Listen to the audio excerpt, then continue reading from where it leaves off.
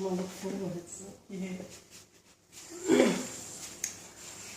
Once your dough has finished rising, then you do it out onto flour. So the oil thing is only for when it's rising. When it comes time to shaping, you put flour on your edge, like we did before. Now this dough is new, and it's not fully risen, but I just want to show you some shaping techniques that are handy to know about when it comes to bread dough. I'll go through the shaping that we did before. I'll repeat those just to remind you. So we do the pressing out, the finger pressing into a square. And then once you've got your square, it's opposite corners, pulled out gently and folded into the middle and pressed. Opposite corners, pulled out, pressed into the middle. Opposite corners, to the middle. Then we turn it over and do that folding under, tucking under and turning. So that hand is pushing forward and this other one is tucking the dough under and just dragging it off the top. So there's your lovely round ball of dough with a fairly tight skin. For the square one, slightly different. We'll do a little bit more this time than we did before.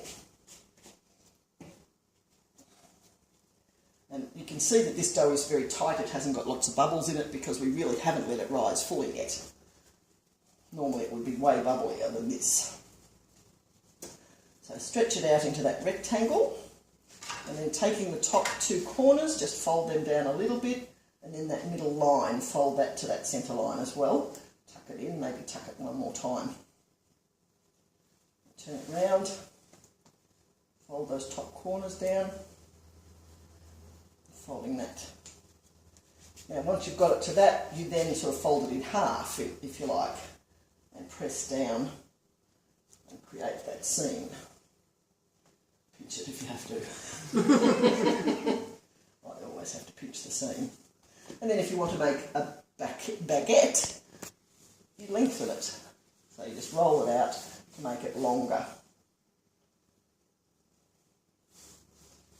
So that's sort of your baguette style. And when bakers do baguettes, they use something called a cloche cloth. Don't even know if I brought the cloche cloth the last time. This is a heavy cloche cloth. You don't have to have one as heavy as this. This is sort of a professional model. But what you do is you flour that really well, either with semolina or with flour. You don't wash it terribly much. If you rub that into the cloth, and you lay your baguette on there. Baguettes are usually smaller than this. This is a huge amount of dough for a baguette. But then you pinch up the cloth and you put your next baguette there.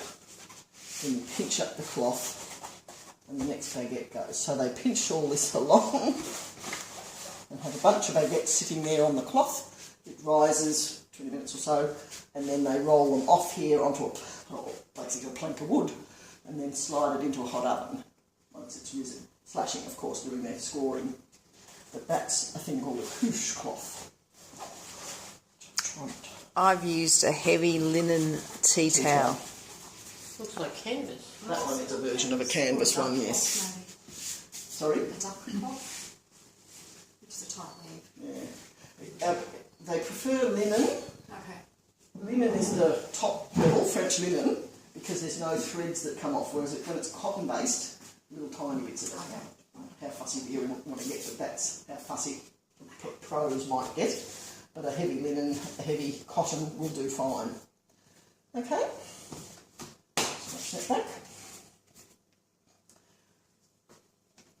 Make some bread rolls. In the trade, they have machines, a big round machine. They plonk a lump of dough on, down comes the lid. Shake, shake, shake, shake, shake. Up comes the lid. All little round balls everywhere. Stinks that they can do that. and I have to do it this way.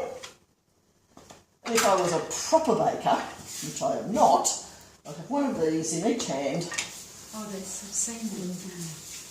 and do that. Which, yeah. And it comes into a round, but they always look pretty ordinary. I much prefer to do my rolls as knotted rolls. Much more professional, much easier. So you roll out a piece of dough like that. One crossover up through the middle. One professional looking knotted roll is way easier than doing that anyway. And they look more professional, a bit fancier when they're finished. But if you want to do a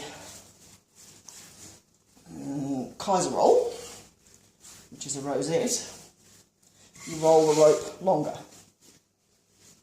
Were you good at plasticine? Yes. And you see that I've cleared the flour away. If you have a lot of flour on there, it slides on the flour. It doesn't roll. You need it to grip, and don't be dainty about it. Don't sort of...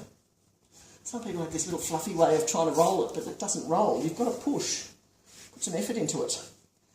And a Kaiser roll is done by doing that knot that we did before, but you end up with these ropes hanging out, which you take up and over, up and under, round again, and you do a rosette. That's a pretty ordinary one, but you get the idea. And also you then need to check the other side and see if it's prettier. That's the side that's up. It is. I forgot to ask before, if you're going to add seeds and all that into the dough, at what stage do you do that? Okay. Seeds and grains I put in with the flour. At the beginning? At the beginning. But you have to understand some grains, some seeds, and particularly things like chia seeds or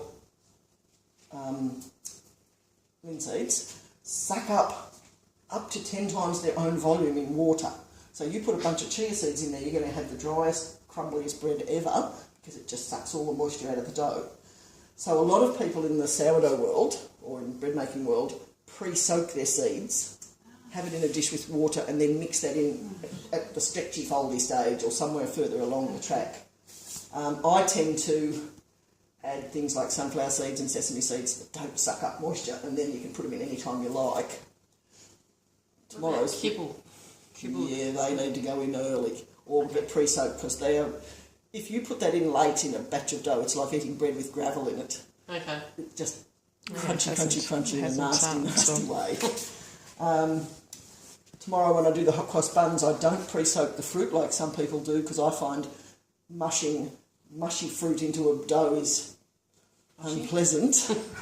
So what I do is I make my dough very wet, and then when the fruit goes in, it sucks up the moisture and it's fine.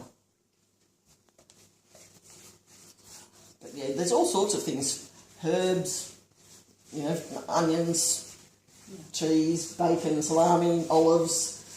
Thousands of things you can put in chocolate, yes. Chili, yep. Some things mess up yeast and dough though, and chili and garlic is one of them. If you put too much garlic in early, I think it plays around with the yeast and causes issues. It's antibacterial. There was a recipe on I wonder if that's it.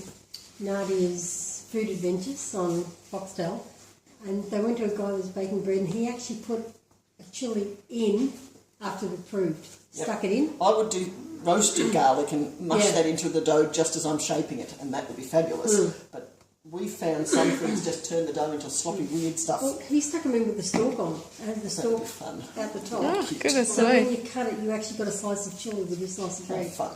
Long chilies then. Yeah, not the... Yeah. You put some bird sides in. About 4 or Depends who 5. you're giving them to, your friends or your enemies. That one. Okay, going to do a plait. Roll out 3 pieces of dough, and I've ended up over the years braiding, not plaiting. Plaiting is where you take the outside one over the middle, over the middle, over the middle. I go under. But you never plait from one end of the loaf to the other, you plait from the middle out. Because you're working with stupidly long pieces of dough and it's really clumsy and awkward. When you do it with short bits, much easier. So, lift the middle one, and with the other fingers in the same hand, I flick the outside one underneath. Just swap sides, basically. Swap hands, lift the middle one, flick, lift the middle one, flick, flick. And you start doing it without letting go. Pinch, turn the whole thing round. Whatever you do, do not think about it. I'm just doing that now. This one. I once did it and thought about it and I unplaited it.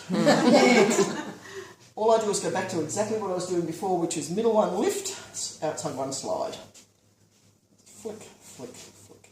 Practice it with tea towels, ladies, if you need to practice. And there's a plate, which you can bring around a circle or do what you like with.